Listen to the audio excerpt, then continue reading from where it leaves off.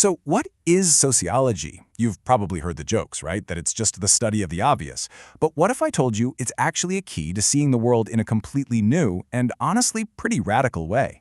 In this explainer, we're going to look past all the punchlines and find out what sociology is really all about. Okay, let's start with one of those classic jokes. It's from an old British TV show. A guy gets out of prison, and he's earned a sociology degree while inside. His friend asks him, "So, has he given up thieving?" And the punchline is, "Nah, but now he knows why he does it." And you gotta admit, it's a great line. It perfectly captures that common suspicion that sociology is just a fancy way to state things we already know, or maybe worse, just to make excuses for them. And that joke, it really sets up the big question we're tackling today. Is sociology just putting complicated labels on common sense? Or is it a unique lens, a way of seeing the invisible forces and hidden patterns that secretly shape our lives? Well, let's find out. All right, so let's get beyond the stereotypes. What's really going on here? Well, it turns out there's this incredibly powerful way of thinking, one that can literally challenge your most basic assumptions about reality itself. The first big idea we have to get our heads around is something called social construction. And it's the idea that a lot of the things we think of as totally solid and natural, things like money or marriage, or even the idea of a weekend, they aren't just objective facts of the universe. They're realities that we as a society have collectively built and agreed to believe in. And this leads to this absolutely killer insight from a sociologist named W.I. Thomas. He said, if people define situations as real, they are real in their consequences. Think about that. What he's saying is our shared beliefs aren't just ideas in our heads. They have real, tangible power. When enough of us act on a belief, it can literally change the world. Now, I know this might sound a little abstract, but it's not. This is happening all around us, every single day, and we often don't even see it. Let's dig into a couple of really cool, real-world examples of how we build our own reality. Okay, picture any big company, right? On paper, it's all neat and tidy. You've got the org chart, the rule book, the official chain of command. But then this sociologist, Melville Dalton, he actually went undercover in some factories, and he found a completely different world. The real work, the way things actually got done, happened in this messy, informal world of favors, personal connections, and knowing the right person. And get this, one of the best examples he found was about spare parts. The official way to get them was this bureaucratic nightmare.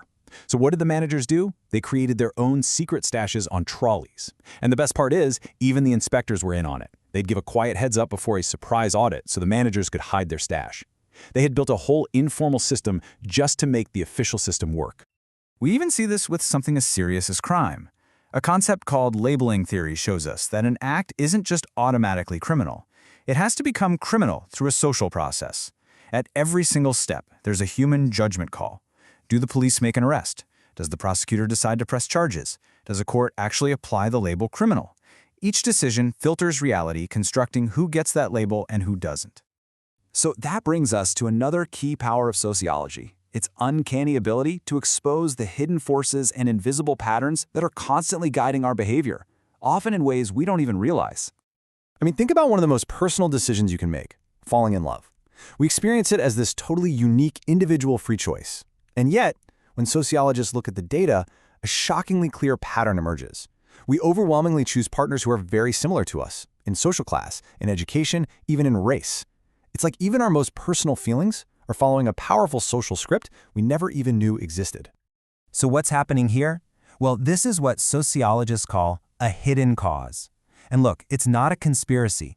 It's just that the world we live in, our schools, our neighborhoods, our jobs, it all profoundly shapes our opportunities and even what we prefer, guiding our free choices down a surprisingly predictable path. Here's another amazing example of a hidden force at work. It's called the iron law of oligarchy. A sociologist named Robert Mischels noticed that radical movements, they often start with these huge, world-changing goals. But to succeed, you have to get organized, and that creates leaders. And over time, the main goal of those leaders shifts from changing the world to just preserving the organization. The original radical mission gets watered down, and the revolutionary group slowly becomes conservative. And what this reveals is a deep and often pretty ironic truth about our social lives. Our actions frequently produce unintended consequences. We can start out with the purest of intentions to change the world, And the very process of getting organized can lead to the exact opposite result. This leads us to one of the most famous ideas in all of sociology, from Robert Merton. He started with a really simple question. What happens when a society tells everyone to chase the same goal, like getting rich, but doesn't give everyone a fair shot at actually achieving it? Well, it creates this massive social strain. Most people just conform, they play by the rules. But some people become innovators. They accept the goal of wealth, but they reject the legal ways of getting there and turn to crime. From this perspective, deviance isn't just a personal failing. It's a logical response to a contradiction that's built right into the social system itself. So you might be wondering, why did this way of thinking only emerge in the last couple hundred years? It's because sociology is the science of the modern world, a world suddenly filled with rapid change, huge cities, and a kind of dizzying complexity our ancestors just never had to deal with. For most of human history, people lived in small, traditional communities where the rules were clear and everyone shared the same culture. But with industrialization and the rise of cities, that single, taken-for-granted world shattered into a million pieces. Sociology was literally born from the need to make sense of this new, incredibly complex social reality. So we've gone from factory floors to falling in love. But all these ideas point to one big thing. Sociology is more than just a subject you study in school. It's a lens. And once you learn how to use it, it fundamentally changes how you see your own life and the entire world around you. So let's bring it all home. What are the big takeaways here? 1. The reality you take for granted is, in large part, socially constructed. We built it. 2. Our most personal choices are constantly being guided by hidden social forces. And 3. Our actions often have ironic and completely unintended consequences. Understanding this stuff, it's like finally being able to see the code behind our social world. And ultimately, this perspective isn't just about explaining things. It's a form of empowerment. It reveals the invisible rules of the game we're all playing. Which leaves us with one final question for you. Now that you can see the social blueprint, what will you choose to build?